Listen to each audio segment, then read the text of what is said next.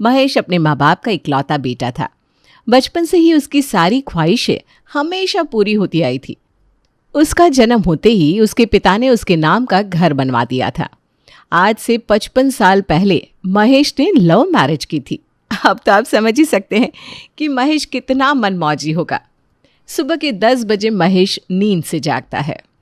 10 बज गए, अभी तक तेरे पापा की आंख नहीं खुली।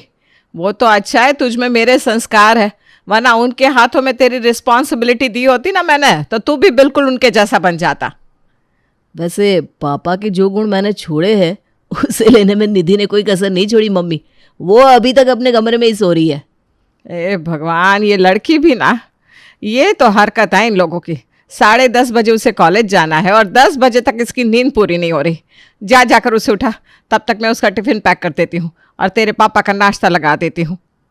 सुषमा फौरन रसोई में जाती है और खाना गर्म करके टेबल पर लगाने लगती है। अंगड़ाई लेता हुआ महेश अपने कमरे से बाहर आता है। खाना लग गया है, मुंह हाथ धोकर आइए और खाने पर बैठ जाइए। अरे अभी कैसे सुषमा जी? हाँ, अभी कैसे?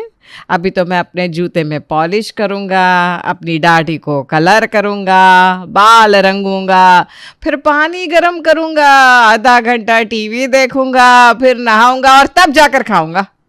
अरे हरकतें बदलिए आप। 1 महीने में आपकी बहू आने वाली है।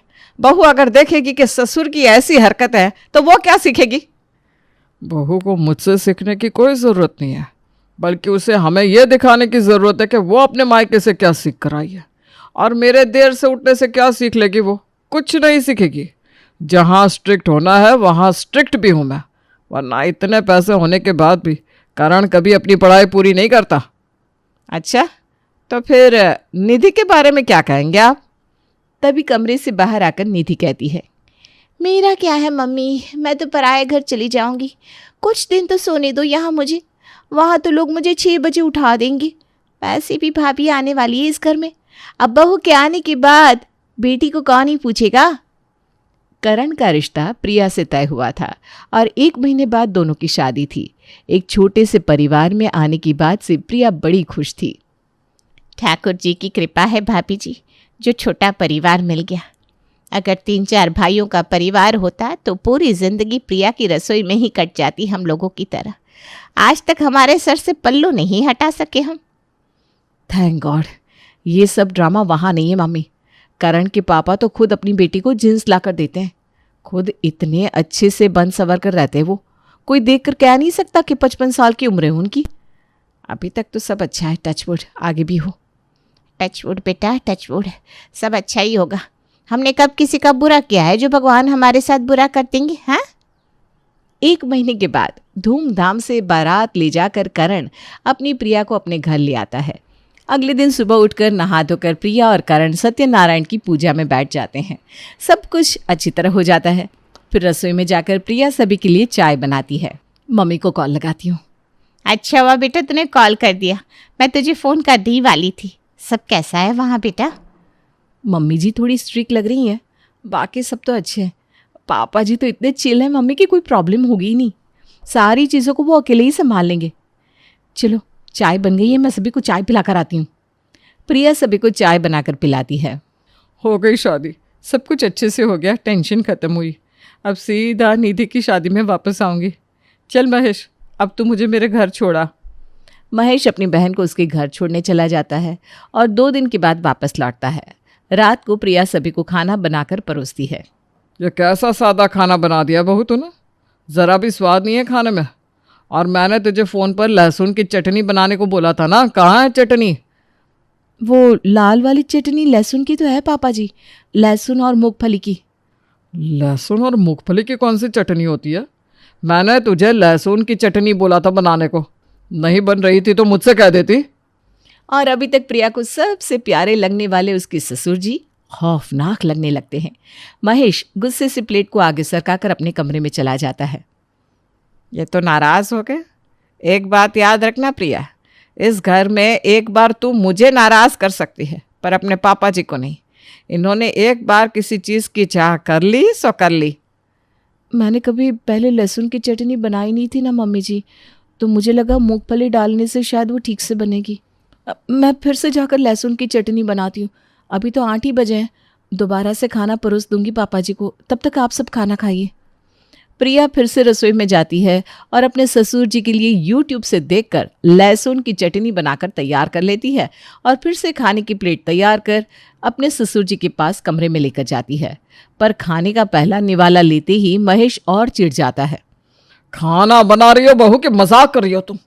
नहीं मन है बनाने का तो कह दो। सुषमा जी, सुषमा जी कहाँ हैं आप? गड़बड़ाती हुई सुषमा कमरे में आती है। क्या हो गया जी आपको? इतना क्यों चिल्ला रहे हैं? दीदी से कोई बात हो गई क्या? दीदी से क्या बात होगी? उनके पास जाकर तो मैं खुश था। इतनी अच्छी लहसुन की चटनी खिलाई दीदी ने कि मूड ही हरा हो गया। मुझे लगा चटनी ही तो है, बहू भी बना लेगी, पर नहीं, यहाँ तो किसी से भी चटनी नहीं बन रही। एक ब्रेड सेक कर ला दो, वही खाकर सो जाऊंगा। सुषमा समझ जाती है कि उसके पति को ये चटनी का भूत कहाँ से चढ़ा है। हॉल में जाकर वो अपनी ननद को फ़ोन लगाती है। जिस हिसाब से महेश मेरे सामने उस चटनी को मांग मांग कर खा रहा था, मुझे लगा ही था कि उसे बड़ी पसंद आई है। इसीलिए उसके मना करने के बाद भी सीसी में भरकर मैंने उसके बैग में रख दी थी। निकाल कर खिला दे उसे। थैंक यू बुआ जी, आपने तो मेरी टेंशन ही दूर कर दी, वरना पता नहीं आज यहाँ क्या होता।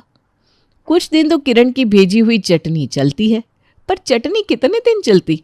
जिस दिन चटनी खत्म होती है उसी दिन से खाने की टेबल पर कलेश फिर से शुरू। वो स्वाद नहीं आ रहा है ना पापा खाने में? अरे लहसुन की चटनी ही नहीं है तो कहाँ से आएगा बेटा स्वाद? अरे बहुत सारा लहसुन की चटनी लाना तो। वो चटनी तो खत्म हो गई पापा जी। ये बात पहले ही बता देती बहू तो मैं खाने पर बैठता ही नहीं। और फिर से महेश खाने से उठकर अपने कमरे में चला जाता है। अब तो आपको पता है ना भाभी की चटनी बुआ जी ने बनाई थी, तो उनसे पूछ लेती आप कि कैसे बनी थी चटनी और बना लेती। पापा का मूड तो खराब नहीं होता। भूखे सोएंगे वो, फिर सुबह चिढ़कर उठेंगे। ये बात तो निधि ठीक कह रही है बेटा। तूने दीदी से बात क्यों नहीं की? जब चटनी इतनी बची थी कि 2 वक्त ही चल पाती, तभी मैंने बुआ जी को फ़ोन कर लिया था। मम्मी जी, बुआ जी ने ये लहसुन की चटनी हरे लहसुन की बनाई है। मैं आज सुबह ही मार्केट में गई थी, पर वहाँ कहीं हरे लहसुन बिकते ही नहीं है। हरे रंग के भी लहसुन आते हैं? बताओ तो, मुझे तो आज पता चल रहा है। क्या नहीं होता बेटा, प्रकृति में सब कुछ होता है। मैंने कभी बनाया नहीं सो तुझे पता नहीं। बचपन में मेरी माँ भी ना हरे लहसुन की चटनी बनाती थी। अच्छा, पर ऐसा कैसे हो सकता है प्रिया कि इतने बड़े शहर में कहीं हरा लहसुन ही नहीं है? अगर ऐसी कोई चीज़ होती है तो मिलती होगी। अरे तू ही कल जाकर मार्केट में पता कर बेटा, क्योंकि अगर हरा लहसुन नहीं मिला तो फिर से तेरे पापा घर का माहौल ख़राब कर देंगे। जाकर उन्हें एक ब्रेड सेक कर दे देती हूँ, कुछ तो खाए। दिल्ली की सुबह सुबह की ठंड में करण हरा लहसुन ढूंढने मार्केट में निकल जाता है। इस दुकान से उस दुकान, उस दुकान से उस दुकान पर हर जगह एक ही जवाब मिलता है। इस तरफ हरा लहसुन कोई खाता नहीं भैया, तो हम लाते भी नहीं। यहाँ तो कहीं नहीं मिल पाएगा आपको हरा लहसुन। अरे भाई, तुम मुझसे ज़्यादा पैसे ले लो, 2 गुना 4 गुना पैसे ले लो, पर मुझे कहीं से भी हरा लहसुन ला कर दे दो भाई। अपने भाई का दर्द समझो, तुम भी तो मर्द हो। बाप रे बाप, क्या हरे लहसुन की जड़ों में सोने निकाल रहे भैया, जो आप 4 गुने पैसे देने को भी तैयार हो गए। अब ये प्रिया क्यों फ़ोन करने लग गई? उसे कैसे बताऊं कि नहीं मिला लहसुन अभी तक? अच्छा, भाऊजी का खौफ है, तभी कुछ सोचना पड़ेगा। मेरे घर की खुशहाली की बात है भाई, कुछ तो उपाय बता, क्या करूं? लहसुन तो आराम से छत पर उगाए जा सकते, या घर के बाहर कोई छोटी सी जगह है तो वहाँ। अब घर बचाना है तो इतनी मेहनत तो करनी पड़ेगी। और ये बुरी खबर करण आकर अपनी बीवी को देता है। अब ये लहसुन का पौधा कहाँ मिलेगा? अब क्या होगा मम्मी जी? अरे कुछ नहीं होगा बेटा, तू टेंशन ना ले, कोई ना कोई दिमाग लगा लेंगे हम। सुषमा ये कह रही होती है कि तभी बाहर से भागती हुई निधि वहाँ आती है। मम्मी मम्मी जल्दी चलो, बगल वाली सोमा आंटी के घर से उसी लहसुन की चटनी की स्मेल आ रही है जो बुआ जी ने भेजी थी। चटनी मिली भी तो ऐसे लोगों के घर में जिनसे हमारी बातचीत ही बंद है। पर अगर वो ऐसी ही चटनी बना रही है मम्मी, मतलब उनको कहीं से तो हरे लहसुन मिल रहे हैं। निधि के नाक पर तुम लोग भरोसा मत करो, आधे से ज्यादा वक्त तो इसका नाक बंद रहता है। इस बंद नाक में भी मुझे स्मेल आ गई भैया, तो सोचो कितनी टेस्टी चटनी बनी होगी। और इस बात की पुष्टि करने के लिए करण, प्रिया और सुषमा सोमा के घर के बाहर पहुंचते हैं, जहां से सच में हरे लहसुन की चटनी की खुशबू आ रही थी। भाभी वो देखो, आंटी के गार्डन में हरे लहसुन के पौधे लगे हैं। उस तरफ इशारा मत कर बेटा, अगर सोमा ने देख लिया तो बेकार में हमारे घर पर दाना पानी लेकर कलेश करने आ जाएगी। सभी का चेहरा मुरझा जाता है और सब वापस लौट आते हैं। सुषमा पहले ही किचन में जाकर 2 ब्रेड सेक कर अपने पति के लिए तैयार कर लेती है। पराठे तो बना रही हूँ मम्मी जी, आप ब्रेड क्यों सेक रही हैं? चटनी के बिना तेरे पापा जी खाना नहीं खाने वाले बेटा, उनका गुस्सा बड़ा तेज़ है। मैंने कहा था ना, एक बार उन्होंने किसी चीज़ की जिद कर ली तो कर ली, अब खाना तो वो चटनी के साथ ही खाएंगे। प्रिया ना ही अपने ससुर को ब्रेड खाता देख पा रही थी, ना ही अपनी सास का मुरझाया चेहरा, और परेशान होकर वो अपनी माँ को कॉल लगाती है। हे भगवान, मेरी बेटी के ससुराल की शांति बनाए रखना। बता, तुझे तेरी सास स्ट्रिक्ट लग रही थी, आज वही औरत तेरे साथ खड़ी है।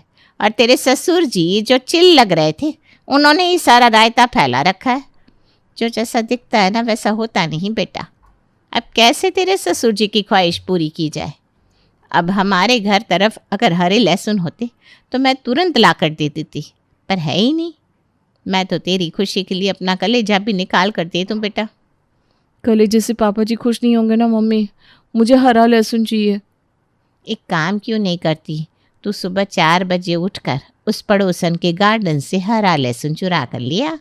उसे क्या ही पता चलेगा, कलेश करेगी भी तो कह देना गाय खा गई होगी। और उसी वक्त प्रिया ऑनलाइन खुद के लिए लहसुन का पौधा मंगवा लेती है और उसे अपने घर के बाहर बो देती है। अब ठीक है, खुद के गार्डन में भी 2-4 पौधे होने चाहिए, ताकि कोई कलेश करने आए तो मैं कह सकूं ये हरे लहसुन मेरे खुद के बागान के हैं। बस प्रिया अगली सुबह का इंतज़ार कर रही थी, पर इत्तेफाक से शाम को ही सोमा के पूरे परिवार वालों को घर में ताला लगाकर बाहर जाता देख लेती है। अरे वाह भगवान, तूने तो पहले ही मामला सेट कर दिया। सोमा का परिवार जैसे ही गाड़ी में बैठकर निकलता है, प्रिया चुपके से दीवार फांदकर उस घर के बागान से हरे लहसुन तोड़ कर ले आती है और चटनी बनाकर अपने ससुर के लिए खाना तैयार कर लेती है। सुबह तुमने पौधा लगाया और अभी लहसुन उग भी गए। वाह वाह प्रिया, अब तो आप खुश है ना पापा? प्रिया ने हरे लहसुन की चटनी बनाई है, बिल्कुल वैसी ही जैसे बुआ जी बनाती है। हाँ पापा, ये बिल्कुल वैसी ही चटनी है। आपको मुझ पर भरोसा ना हो तो खा कर देखिए। और अपने 2 दिन के अनशन को छोड़कर महेश आज फिर से खाना खा लेता है। रात को सोमा का परिवार लौट कर आता है। कहीं इन लोगों को कुछ पता न चल जाए, भगवान मेरी रक्षा करना। पर सोमा के घर से कोई आवाज़ नहीं आती और बात संभल चुकी है ये सोचकर प्रिया आराम से सो जाती है। अगली सुबह 4 बजे चुपके से प्रिया फिर से अपने पड़ोसी के घर जाती है और हरे लहसुन तोड़ कर ले आती है। इसी तरह दिन गुजरते हैं और आज सुबह जब प्रिया फिर दीवार फांद कर सोमा के बागान में पहुंचती है। आंटी आप? पकड़ी ही गई ना आज। देखिए जी, ये क्या कर रही थी, लहसुन की चोरी। इतनी मुश्किल से हम अपने बागान में लहसुन उगाते हैं और ये खा जाती है। अपने पूरे घर को लेकर सोमा प्रिया के ससुराल पहुंच जाती है। ये संस्कार दिए है सुषमा तुमने अपनी बहू को कि दूसरे के घर में चोरी करो। चोर बहू लेकर आई हो तुम। अब कहाँ गए तुम्हारे खानदान के उसूल? तो यहाँ से लहसुन ला रही थी प्रिया। मुझे प्रिया के लिए बहुत बुरा लग रहा है। ये लो 20,000 रुपये और अपना ड्रामा समेटो। महेश कहता तो कुछ नहीं, पर अब उसे लहसुन की चटनी नहीं मिल पाएगी इस बात की चिढ़ उसके चेहरे पर साफ साफ दिख रही थी। लहसुन की चटनी का प्रॉब्लम कब सॉल्व होगा भगवान? सुबह 8 बजे जब प्रिया हरे लहसुन के पौधे में पानी देने जाती है तो क्या देखती है कि लहसुन बनकर तैयार है। अब तो महेश रोज चटनी खाता, पर कहते हैं ना इंसान की जिद उस पर ही भारी पड़ जाती है।